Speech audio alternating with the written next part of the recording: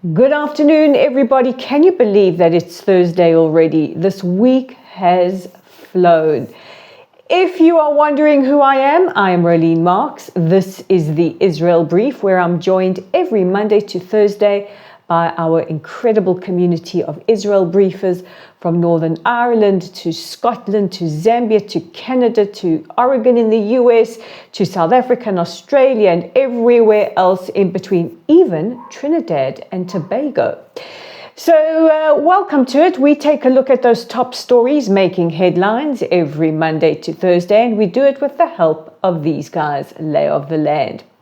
Today is day 482, and we have 82 hostages that remain captive in the Gaza Strip. Now, today has been a big news day with regards to the release of hostages. So before we get into your Menches and the Morons of the week, I've got quite a list, as well as your audience question. Let's take a look at the big developments around the release of hostages today. We started this morning with the release of Agam Berger. If you recall, on the 7th of October, Agam was one of the 5 female observer soldiers that were taken from their base in Nahal Oz. Now, last weekend, the 4 hostages, Liri Albag, Karina Ariev, Daniela Gilboa, and Naama Levy, were released, and today, Agam Berger was released. The Red Cross and Hamas, the whole theatre production that we saw with the other female hostages on Saturday was repeated this morning with the Red Cross signing a certificate of release. I mean, it's just absolutely untenable that they go along with this. However, their excuse is they have no control over how Hamas conducts itself. And you could actually see from the drones to the state-of-the-art cameras to, once again, the woman throwing glitter, that this is a production. This is absolute theatre. And you could also see that the so-called starving, genocided Gaza Strip seems to be doing pretty okay when it comes to this. No food, but we can put on a theatre production. It is absolutely astounding how many in the West have been willingly hoodwinked by all of this. Agam was released standing on her own 2 feet and was made to wave to the crowd before she was handed over to the Red Cross and then transferred to the IDF and then onto Re'im base, where she was joyfully reunited with her parents. And these are the scenes we want to see. We want to see our hostages reunited and wrapped in the love of their families. Now, a short while ago, she was taken to Beilinson Hospital along with her family, where she will be reunited with the other 4 Tatzbitaniot, or female observer soldiers. And one of the reasons why they all want to be together is it is believed that it is very good for their healing process, for their recovery, that they do this together. A short while after Agam was released, we then went to the south of the Gaza Strip to Khan Yunis for the release of 2 more Israeli hostages and 5 Thai hostages. Now, this is the first time since hostages have been released in the southern part of the Gaza Strip. Gadi and Arbel were held by Palestinian Islamic Jihad, a different terrorist organization. We don't have too many details on where the Thai prisoners or hostages rather were held, but shortly before they were released, Palestinian Islamic Jihad released a video of Gadi and Arbel being reunited, and with the permission of their families, this was made public. Then it was the Red Cross's turn to get to the collection point, but the scenes were absolutely horrific and chaotic.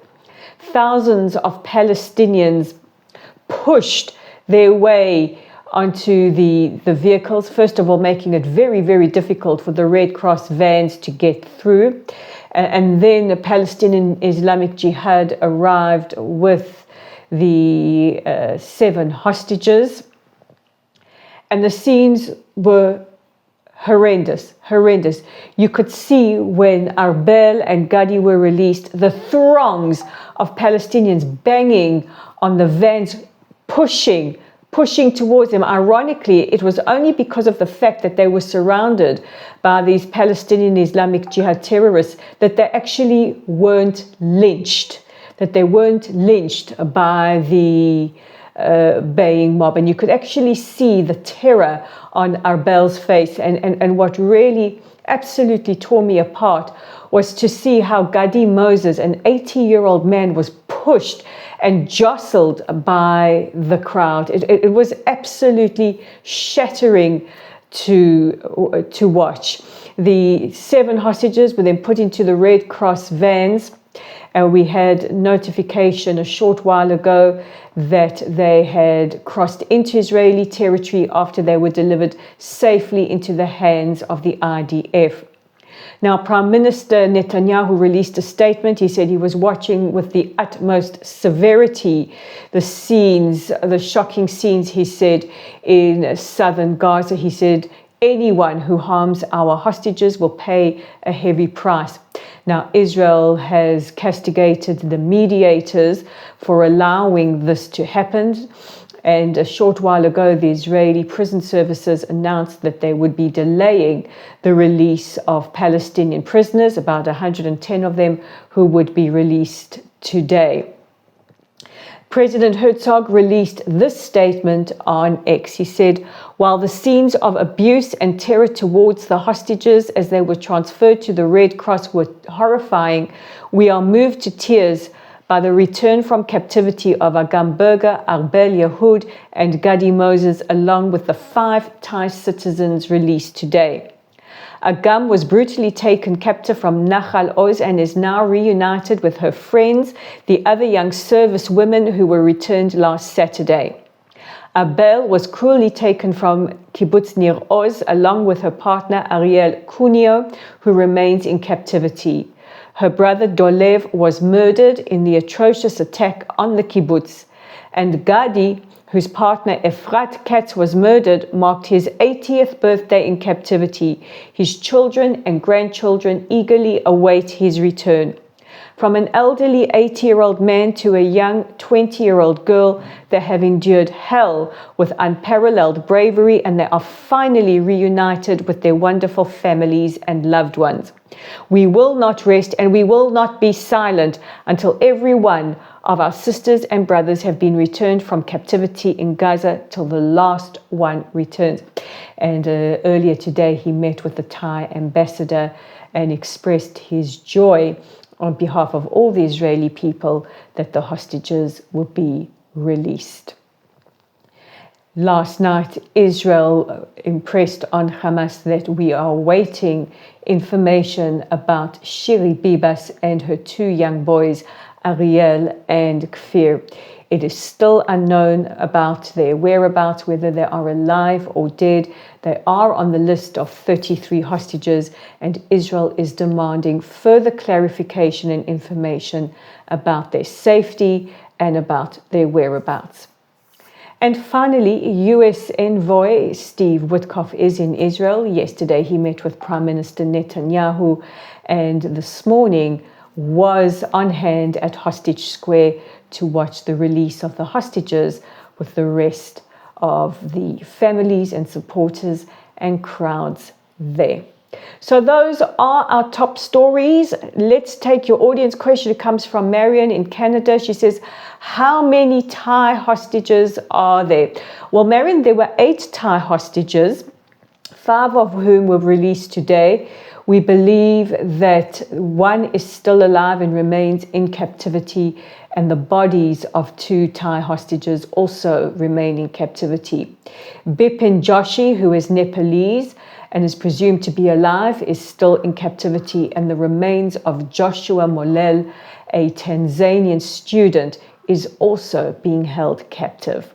And now to the moment of the week that you all look forward to, and that is our Mench and our moron. And in fact, this week we have plural. So let's do the morons first. And we have two. One is a repeat offender, and that would be Irish President Michael Higgins. Earlier this week, everybody who saw the footage was absolutely horrified at scenes of a pregnant Israeli woman, Jewish woman, daughter of Holocaust survivors, being manhandled and physically removed from a Holocaust memorial in Dublin, Ireland, where President Higgins, who was asked, first of all, by the community not to come, and second of all, if he was coming, not to mention the war with Hamas, but who managed to use his speech to attack Israel. In response, the members of the Jewish community, several members, got up and turned their backs to him, a silent and peaceful process. And one of the women who was pregnant was manhandled as she was removed. So President Higgins, once again, you are a moron of the week. And the other moron goes to the head of UNRWA, Philippe Lazzarini. Philippe Lazzarini still crying that UNRWA will be unable to do the important work. However, last night at midnight, UNRWA was officially banned in the state of Israel. And now my favorite part of the week, the Menches. And we've got quite a lot of Menches. So I'll go through the list. The first Mensch is former captive Emily Damari. Emily Damari, you'll all remember her incredible sound doing this. Well, the news broke over the weekend that Emily, when she heard she was being released, asked to stay behind and asked instead for Keith Siegel, who is another elderly hostage, also taken from the same kibbutz as her, kibbutz Kfar Aza, and he remains captive in the Gaza Strip. It was asked that, well, she asked if she could stay behind and rather have him released. That takes superhuman strength. The other Menches are His Majesty King Charles, Queen Camilla, and the Prince and Princess of Wales for the way that they so sensitively and so beautifully marked Holocaust Memorial Day. King Charles being the first British monarch to visit the Auschwitz death camp for the 80th anniversary of its liberation. The late Queen visited Bergen-Belsen, where she paid tribute to Anne Frank. But the King, first of all, met with representatives from the Jewish community in Krakow. He is the patron of World Jewish Relief. And then attended the ceremony where he was spotted wiping away his tears. And then very quietly toured the Auschwitz Museum.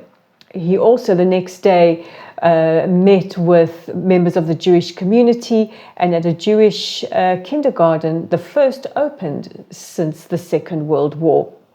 The Prince and Princess of Wales led commemorations in the United Kingdom, and our hearts just burst. First of all, when Prince William paid tribute to his great-grandmother, Princess Alice, who is buried here in Israel on the Mount of Olives, and who is counted amongst the righteous amongst the nations for saving a Jewish family during the Second World War. And Princess Catherine, who wrapped her arms around Holocaust survivors and said how great it was to be reunited with her old friends and just the love that she showed them. She's a true mensch. We love us some Princess Catherine. And Queen Camilla, who is the patron of the Anne Frank Trust, for paying tribute to Anne Frank and extolling the important message of never again. And just when you thought the list of Menches was done, no, we have several recommendations for President Trump.